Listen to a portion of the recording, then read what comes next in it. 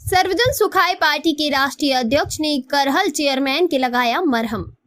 Karhal chairman के marriage home पर bulldozer की कार्यवाही को देखते हुए करहल चेयरमैन चौधरी अब्दुल नईम के मरहम लगाने के लिए सर्वजन सुखाय पार्टी के राष्ट्रीय अध्यक्ष पूर्व विधायक शिव प्रसाद यादव करहल पहुंचे और जानकारी हासिल की। करहल पहुंचने पर राष्ट्रीय अध्यक्ष शिव प्रसाद यादव ने बताया कि द्वेष भावना के साथ प्रशासन ने कार्यवाही की है। दल भले ही अलग हो लेकिन करहल चेयरमैन इंसान है। पहले तो चेयरमैन ने बैनामा कराया, दाखिल खारिज हुआ, नक्शा पास हुआ, बिजली का मीटर लगा, हाउस टैक्स जमा किया जा रहा है। उसके बाद ये कार्यवाही सिर्फ द्वेष भावना के साथ की गई है। इस मौके पर प्रदेश अध्यक्ष विवेक यादव, प्रदेश महासचिव रामदास यादव, जिलाध्यक्ष सत्येंद्र यादव, जिलाध्यक्ष फिरोजाबाद विनीत यादव, उपेंद्र धाकड़, संतोष यादव, रामहरि यादव, शिशुपाल सिंह यादव समेत आदि तमाम लोग मौजूद रहे। पूरा कार्यक्रम लेके करहल आए। आज करहल में यहाँ चेयरमैन साहब की जो बिल्डिंग को बुलडोजर के द्वारा गिराया गया, तो उनके साथ सहानुभूति व्यक्त करने के लिए, सांत्वना व्यक्त करने के लिए, उनके साथ नाइंसाफ़ी हुई है, उनके साथ अन्याय हुआ है। कोर्ट का स्टे ऑर्डर होने के बावजूद भी प्रशासन ने बिल्डिंग को ध्वस्त किया है, तो उनके साथ सांत्वना व्यक्त करने के लिए, सहानुभूति व्यक्त करने के लिए यहाँ पर आया हुआ था। जिस तरह जो है आपने बातचीत की, क्या लगा आपको, क्या कुछ आश्वासन दिया आपने? नहीं, निश्चित रूप से इसमें जिन जिन अधिकारियों ने नाइंसाफ़ी की है उनके खिलाफ चेयरमैन साहब से बातचीत हुई। उन्होंने कहा हम कोर्ट में जाएंगे और हमें पूरा भरोसा है कि न्यायालय चेयरमैन साहब के साथ न्याय करेगा और जिन अधिकारियों ने नाइंसाफ़ी की है, गलत तरीके से बुलडोजर चलाया है, उन अधिकारियों को न्यायालय द्वारा दंड मिलेगा। अध्यक्ष जी, कोर्ट से स्टे के बाद ये तोड़ा गया, इसीलिए तो अधिकारियों को दंड मिलेगा। न्यायालय के स्टे के बावजूद भी न्यायालय ये कह रहा है कि आप इसमें कोई भी हस्तक्षेप नहीं करेंगे, और न्यायालय के ये कहने के बावजूद भी कि you will not interfere represent condition, इसके बावजूद भी इन्होंने उसको ध्वस्त किया है।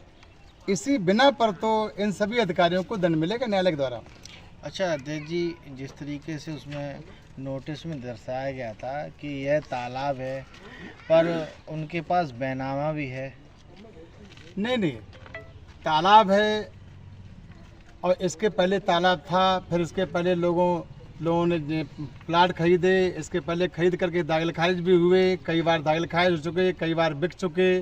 तो प्रशासन तब तक क्या सोता रहा? और चेयरमैन साहब ने भी ज़मीन ली, ज़मीन का दाखिल खारिज कराया, इन्होंने नक्शा पास कराया, इन्होंने अपनी बिल्डिंग बनाई, इन्होंने अपनी बिल्डिंग का जो टैक्स दिया और उसमें बाकायदा बिजली का कनेक्शन है, सभी कनेक्शन है। तो सरकारी सुविधाएं अवैध भूमि पर बनी हुई बिल्डिंग पर क्यों हैं? अच्छा, क्या लगता है ये मुस्लिम समाज से आते हैं इसलिए इनके साथ ऐसा ये घटनाक्रम हुआ है? नहीं, अभी मैं ये बात तो नहीं कहता। मैं ये आलोचना करता हूँ कि इस प्रकार की बुलडोजर कल्चर नहीं होनी चाहिए और बुलडोजर कल्चर से इस प्रकार से बने बनाए भवनों को ध्वस्त नहीं करना चाहिए। लोगों के जीवन की कमाई अपनी इमारतों में लोग लगाते हैं और आप बुलडोजर से उसको ध्वस्त कर देते हैं। ये लोगों के जीवन को बर्बाद करने का काम है, जबकि गलती शासन की व्यवस्था की ही होती है कि आप स्टार्टिंग से किसी भी भूमि पर भवन बनने ही क्यों देते? अगर वो भूमि अवैध है तो आप बनने ही क्यों देते? उसका नक्शा ही पास क्यों करते? उसकी रजिस्ट्री क्यों होने देते? उसमें दाखिल खारिज क्यों होने देते? अब अगर अवैध भूखंड पर निर्माण हो गया है तो आपने सरकारी सुविधाएं क्यों दे दी? सरकारी सुविधाएं आप क्यों दे रहे हो? गलती पूरी शासन की है। अच्छा, जिस तरीके से आपने कहा इनके बैनामा हो गया और जिन्होंने दाखिल खारिज कराया, इसमें अधिकारी जो इन्वॉल्व हैं, लेखपाल वगैरह, उन पर कार्रवाई होनी चाहिए कि नहीं होनी चाहिए? ये न्यायालय के विचाराधीन है और न्यायालय के विवेक पर आधारित है कि वो इनको किस प्रकार का दंड देते हैं। वैसे ये मामला पूरा न्यायालय के अवमानना का बनता है कि जब न्यायालय कह रहा है कि आप यथास्थिति बनाए रखिए, फिर भी आपने भवन को ध्वस्त कर दिया है, तो ये न्यायालय की अवमानना है, न्यायालय का अपमान है। न्यायालय अपना अपमान स्वीकार करके इनको क्या पनिशमेंट देता है, ये न्यायालय पर निर्भर करता है। मामला जानकारी हासिल की है जो बुलडोजर की कार्रवाई की गई? देखिए, हमने जैसा कि हमने सुना कि चेयरमैन साहब के इस तरह से बिल्डिंग को पूरी तरह से बुलडोजर से गिरा दिया गया है, तो बिल्कुल हार्दिक कष्ट हुआ। राष्ट्रीय अध्यक्ष से मेरी बात हुई तो उन्होंने प्रोग्राम बनाया जाने का कि हम मौका देखेंगे क्या स्थिति हुई है। अभी जैसे राष्ट्रीय अध्यक्ष ने बताया वो सारी बातें बिल्कुल सही हैं, और हकीकत ये है कि जब अभी तो यही पता नहीं है कि तालाब है भी कि नहीं है।